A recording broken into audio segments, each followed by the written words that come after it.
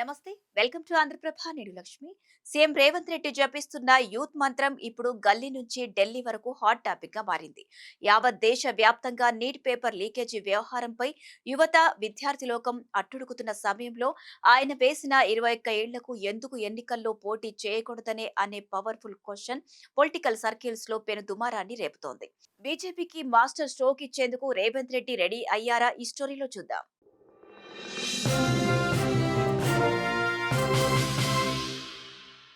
Telangana CM Revanth Reddy తన రాజకీయ ప్రత్యర్థులను ఇరుకున పెట్టే విధానాన్ని పక్కాగా అమలు చేస్తున్నారా అంటే రాజకీయ వర్గాల నుంచి ఖచ్చితంగా అవుననే సమాధానమే వినిపిస్తోంది.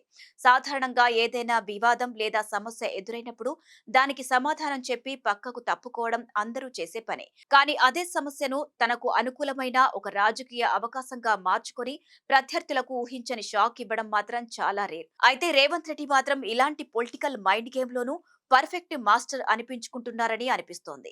నేషనల్ స్థాయిలో నీట్ స్కామ్ పై యువత పోరాటం సాగిస్తున్న సమయంలో సీఎం రేవంత్ రెడ్డి వేసిన కొత్త ఎత్తుగడ రాజకీయ వర్గాల్లో పెద్ద ఎత్తున చర్చకు దారితీసింది. యువతనే లక్ష్యంగా చేసుకుని ఆయన ఒక కొత్త నినాదానికి తెరతీశారు. దేశ భవిష్యత్తుకు యువశక్తే అసలైన పునాది అని స్పష్టం చేసిన సీఎం రేవంత్ జై జవాన్ జై కిసాన్ల సరసన ఇప్పుడు ప్రతి ఒక్కరూ జై యువ అని గొంతెత్తాలని పిలుపునిచ్చారు. దేశ నిర్మాణంలో యువత భాగస్వామ్యాన్ని మరింత పెంచాల్సిన అవసరం ఉందని అన్నారు. ఈ క్రమంలోనే రాజకీయాల్లో యువత పాత్రపై విప్లవాత్మక ప్రతిపాదన చేశారు. అసెంబ్లీ, లోక్సభ ఎన్నికల్లో పోటీ చేసేందుకు ప్రస్తుతం ఉన్న కనిష్ట వయోపరిమితిని 25 సంవత్సరాల నుంచి 21 ఏళ్లకు తగ్గించాలని, అలాగే శాసన మండలి, రాజ్యసభలకు పోటీ చేసే వయసును 25 ఏళ్లకు మార్చేలా రాజ్యాంగ సవరణ చేయాలని రేవంత్ రెడ్డి కేంద్రాన్ని డిమాండ్ చేశారు. కేవలం ప్రకటనలకే పరిమితం కాకుండా వచ్చే నెలలో రాష్ట్ర అసెంబ్లీ, శాసన మండలి ఉమ్మడి సమావేశాన్ని ఏర్పాటు చేస్తామని, ఈ మేరకు తీర్మానాన్ని ఆమోదించి కేంద్రానికి పంపుతామని ప్రకటించారు. ఈ సరికొత్త రాజకీయ వ్యూహంతో రేవంత్ రెడ్డి ఒకే దెబ్బకు రెండు పిట్టల తరహాలో ఓవైపు యువతను ఆకట్టుకోవడంతో పాటు మరోవైపు ప్రత్యర్థులను ఇరకాటంలోకి నెట్టేశారనే చెప్పాలి. యావత్ ప్రపంచ వ్యాప్తంగా విభిన్న రంగాల్లో తమ నాయకత్వ సామర్థ్యాన్ని నిరూపించుకుంటున్న యువతకు అదే స్థాయిలో రాజకీయ వ్యవస్థలోనూ తగిన అవకాశాలు కల్పించాల్సిన అవసరం ఉందని సీఎం రేవంత్ రెడ్డి స్పష్టం చేశారు. ఐఏఎస్, ఐపీఎస్ అధికారులుగా కేవలం 21 ఏళ్ల వయసులోనే బాధ్యతలు స్వీకరించి దేశానికి సేవలు అందిస్తున్న విషయాన్ని ఆయన ఈ సందర్భంగా గుర్తు చేశారు. టెక్నాలజీ, అడ్మినిస్ట్రేషన్, బిజినెస్ వంటి కీలక రంగాల్లో అద్భుతమైన ప్రతిభను చాటుతూ ప్రపంచ స్థాయి దిగ్గజ సంస్థలకు సైతం నేతృత్వం వహిస్తున్న యువ శక్తికి చట్టసభల్లో ఎందుకు అవకాశం ఇవ్వకూడదని ఆయన ప్రశ్నిస్తున్నారు.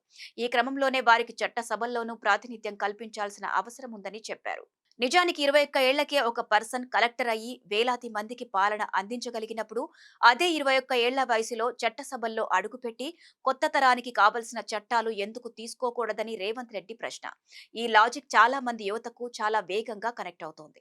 అయితే పొలిటికల్ అనలిస్టులు మాత్రం దీన్ని బీజేపీకి రేవంత్ రెడ్డి ఇస్తున్న పక్కా మాస్టర్ స్ట్రోక్ అని చెబుతున్నారు. ఎందుకంటే ఎమ్మెల్యేలు, ఎంపీల పోటీ వయసును తగ్గించాలన్నా, రాజ్యాంగంలో మార్పులు చేయాలన్నా అది కేంద్రంలోని మోదీ ప్రభుత్వ పరిధిలోని అంశం.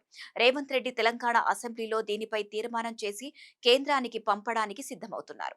ఇక్కడే బీజేపీకి ఒక పెద్ద సవాల్ ఎదురు కాబోతుందని చెప్పాలి. ఒకవేళ కేంద్రంలోని బీజేపీ ఈ తీర్మానాన్ని పక్కన పెడితే, చూసారా, బీజేపీకి యువత అంటే భయం, జెన్జీకి అవకాశాలు ఇవ్వడానికి కేంద్రం ఒప్పుకోవడం లేదు అని కాంగ్రెస్ దేశ వ్యాప్తంగా ప్రచారం చేసే అవకాశం లేకపోలేదు. అలా కాకుండా బీజేపీ ఈ సవరణకు అంగీకరిస్తే ఆ మొత్తం క్రెడిట్ కాంగ్రెస్ కు, మరీ ముఖ్యంగా రేవంత్ రెడ్డి ఆలోచనకే దక్కుతుంది. ఇది బీజేపీకి రెండు వైపులా పదునున్న కత్తి లాంటి పరిస్థితిని తెచ్చిపెడుతోంది. దీనికి తోడు నీట్ లీకేజీలు, నిరుద్యోగం, ఆర్మీలో అగ్నివీర్ పథకం వంటి పలు అంశాల నేపథ్యంలో బీజేపీ ప్రభుత్వంపై యువతలో అసంతృప్తి ఉంది. దీన్ని ఆసరాగా చేసుకుని యూత్ ను కాంగ్రెస్ వైపు తిప్పుకునేలా రేవంత్ రెడ్డి విసిరిన ఒక పొలిటికల్ బల అనే అభిప్రాయాలు వ్యక్తమవుతున్నాయి. అంతేకాదు, ఇండియా కూటమిలో కూడా తన ప్రాధాన్యతను పెంచుకోవడానికి కూడా ఈ స్కెచ్ పనిచేస్తుందని రేవంత్ రెడ్డి భావిస్తున్నారనే టాక్ వినిపిస్తోంది. ఈ క్రమంలోనే ఇండియా కూటమి కేంద్రంలో అధికారంలోకి వస్తే కేంద్ర విద్యాశాఖ బాధ్యతను ఏకంగా ఒక జంజీ నేతకే అప్పగిస్తామని, రాహుల్ గాంధీని కూడా దీనికి ఒప్పిస్తానని చెప్పారని తెలుస్తోంది. యువతకు కేవలం ఓటు హక్కు మాత్రమే కాదని, నిర్ణయాధికారంలోనూ భాగస్వామ్యం ఇస్తాననే సంకేతాన్ని ఆయన ఈ ప్రకటన ద్వారా పంపించారు. ఒక్క మాటలో చెప్పాలంటే ఈ యూత్ మంత్రం వల్ల రేవంత్ రెడ్డికి రెండు రకాల లాభాలు కనిపిస్తున్నాయి. మొదటిది, రాష్ట్రంలో ఉన్న నిరుద్యోగులు, విద్యార్థి సంఘాల్లో తన గ్రాఫ్ ను పెంచుకోవడం. రెండవది Rahul Gandhi mark youth politics కు ఒక ఆచరణాత్మక రూపాన్ని ఇచ్చి జాతీయ స్థాయిలో కాంగ్రెస్ పార్టీకి ఒక కొత్త గొంతుగ్గా మారడం.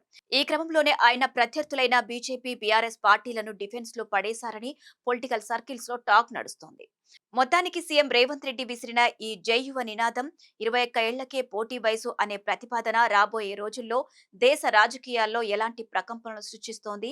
ఒకవైపు బీజేపీని డిఫెన్స్ లో పడేస్తూనే మరోవైపు జంజీ ఓటర్లను తమ వైపు తిప్పుకునేందుకు రేవంత్ రెడ్డి వేసిన ఈ ప్లాన్ ఎంతవరకు వర్కౌట్ అవుతుందో చూడాలి మరి.